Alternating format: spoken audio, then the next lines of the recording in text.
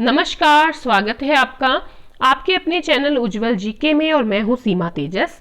आज हम पढ़ने जा रहे हैं भारतीय इतिहास के महत्वपूर्ण बिंदुओं के अंतर्गत प्रथम चीनी यात्री Fahien, Hiuen Tsang, Megasthenes Indica, Gandhara शैली और मथुरा शैली के बारे में। तो लगातार बने रहिएगा चैनल पर। अगर आपको वीडियोस पसंद आती हैं प्लीज लाइक, शेयर, कमेंट जरूर करिएगा और चैनल पर नए हैं तो प्लीज चैनल को सब्सक्राइब कर लें। तो चलिए पढ़ना शुरू करते हैं। प्रथम चीनी यात्री फाहियान। देखिए, चंद्रगुप्त द्वितीय के काल में चीनी यात्री फाहियान भारत आया और यह बौद्ध धर्म का अनुयायी था। ठीक है, किसके काल में आया? फाहियान चंद्रगुप्त द्वितीय के काल में बौद्ध धर्म का अनुयायी था। चीनी भाषा में फा का अर्थ होता है धर्म और हियान का अर्थ होता है आचार्य। इस प्रकार फाहियान नाम से तात्पर्य है धर्माचार्य। फाहियान की भारत यात्रा का उद्देश्य बौद्ध हस्तलिपियों और बौद्ध स्मृतियों को खोजना था। इसलिए फाहियान ने उन्हीं स्थानों के भ्रमण को महत्व दिया जो बौद्ध धर्म से संबंधित थे। फाहियान ने भारत में बिताए अपने 12 वर्षों में से 6 वर्ष की यात्रा में और 6 वर्ष अध्ययन में बिताए थे।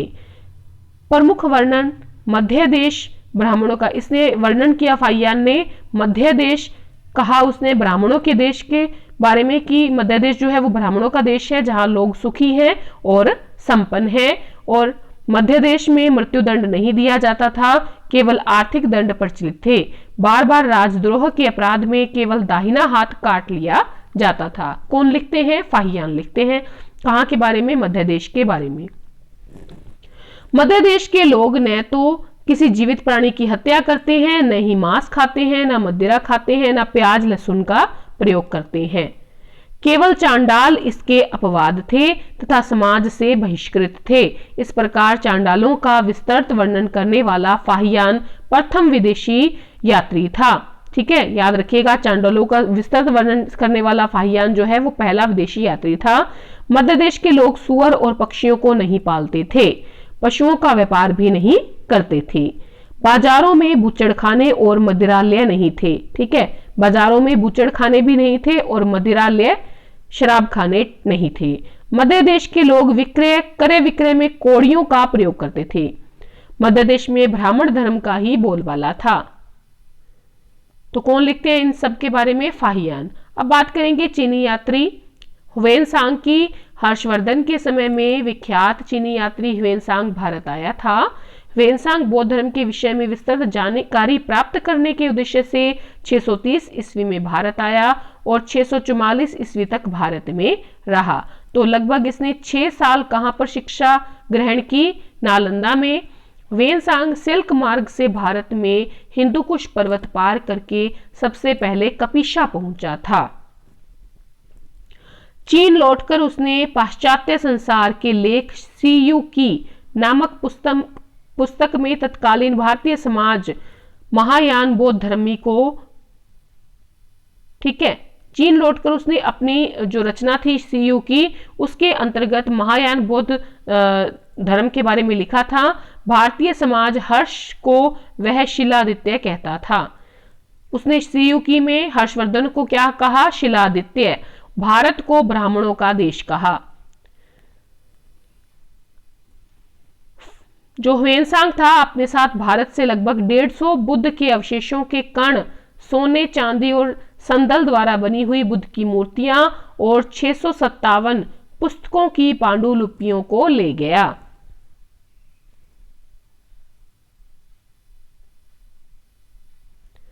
प्रमुख वर्णन हर्ष को उसने फीसे या वैश्य जाति का बताया। हर्ष को शिलादित्य के नाम से संबोधित किया। किसने? हर्षवर्धन ने, ह्वेनसांग ने। ठीक है, हर्षवर्धन के समय के सामंतों की कई श्रेणियों का भी उल्लेख जो है ह्वेनसांग करता है। ह्वेनसांग ने सिंध और मतिपुर के राजाओं को शूद्र बताया। उसने शूद्रों को कृषक कहा है। उसके समय में नालंदा के प्राचार्य शीलभद्र थे। किसके समय में? ह्वेनसांग के समय में। ह्वेनसांग के अनुसार इस समय सिंचाई घटी यंत्र रहट द्वारा होती थी। उसके अनुसार भारत के घोड़े अरब, ईरान और कंबोज से आते थे। ह्वेनसांग ने कन्नौज की धर्मसभा व प्रयाग की महामोक्ष परिषद का भी वर्णन किया है। किसने? ह्वेनसांग ने कन्नौज की धर्मसभा, प्रयाग की महामोक्ष परिषद का भी वर्णन किया। ह्वेनसांग को प्रिंस ऑफ ट्रेवल्स अर्थात यात्रियों का राजकुमार कहा जाता है। ह्वेनसांग की भारत यात्रा का वृतांत हमें चीनी ग्रंथ सीयू की वाटज की पुस्तक on Yuan Chwang's travel in India और हमूली की पुस्तक लाइफ फॉर लिविन टीसांग में मिलता है। अब बात करेंगे गांधार शैली की। गांधार शैली का विकास जो हुआ है वो आधुनिक पेशावर और अफगानिस्तान के निकट पंजाब की पश्चिमी सीमाओं में 50 ईसा पूर्व से लेकर 500 ईस्वी तक हुआ। ठीक है, 50 ईसा पूर्व से 500 ईस्वी तक गांधार शैली का विकास हुआ है। बहुत ही लंबा टाइम पीरियड रहा। इस शैली पर, गांधार शैली पर यूनानी या हेलेनिस्टिक मूर्ति कला का काफी प्रभाव रहा, इसलिए इसे भारतीय यूनानी कला के रूप में जाना जाता है। गांधार शैली को ग्रीक बौद्ध शैली भी कहा जाता है। इसका सर्वाधिक विकास कुषाण काल में हुआ।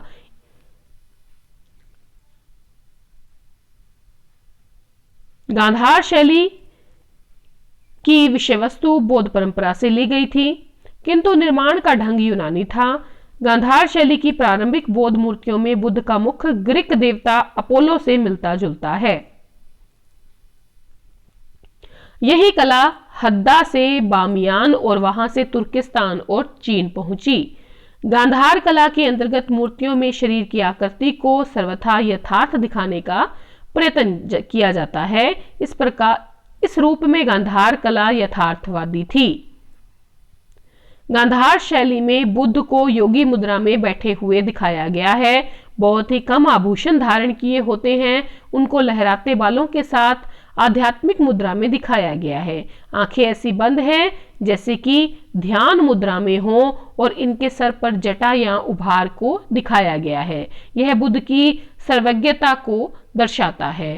प्रारंभिक गांधार शैली में नीले धूसर बलुआ पत्थर का प्रयोग किया जाता था, जबकि बाद की अवधि मिट्टी और प्लास्टर जो है उसको भी उपयोग में लाया जाने लगा। अब बात करेंगे मथुरा शैली की।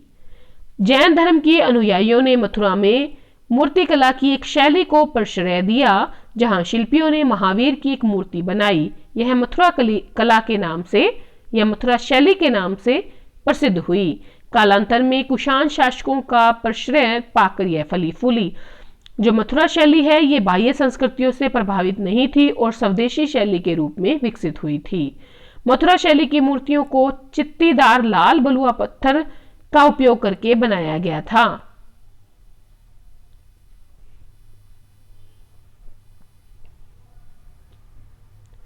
मथुरा शैली पर हिंदू, जैन और बौद्ध तीनों धर्मों का प्रभाव था। मथुरा शैली में शरीर को यथार्थ दिखाने का प्रयत्न नहीं किया गया, अपितु मुखाकृति में आध्यात्मिक सुख और शांति व्यक्त की गई है। दूसरे शब्दों में मथुरा शैली आदर्शवादी है। गांधार शैली यथार्थवादी है, मथुरा शैली आदर्शवादी है। इसमें बुद्ध को मुस्कुराते चेहरे के साथ प्रसन्न चित्त दिखाया गया है। शरीर हष्टपुष्ट और तंग कपड़े पहने हुए हैं। चेहरा और सिर मुंडा हुआ है। सर पर उभार या जटा दिखाई गई है। बुद्ध को विभिन्न मुद्राओं में पद्मासन में बैठे दिखाया गया है और उनका चेहरा विनीत भाव दर्शाता है। तो ये थी आज की क्लास। इसके अंतर्गत हमने फाहियान, ह्वेनसांग, इंडिका, गांधार शैली और मथुरा शैली को पढ़ा। अगली वीडियो विक्रमशिला विश्वविद्यालय, उदंतपुरी विश्वविद्यालय, एलोरा की गुफाएं और अजंता की गुफाओं से संबंधित होंगी। तो धन्यवाद अंत तक बने रहने के लिए।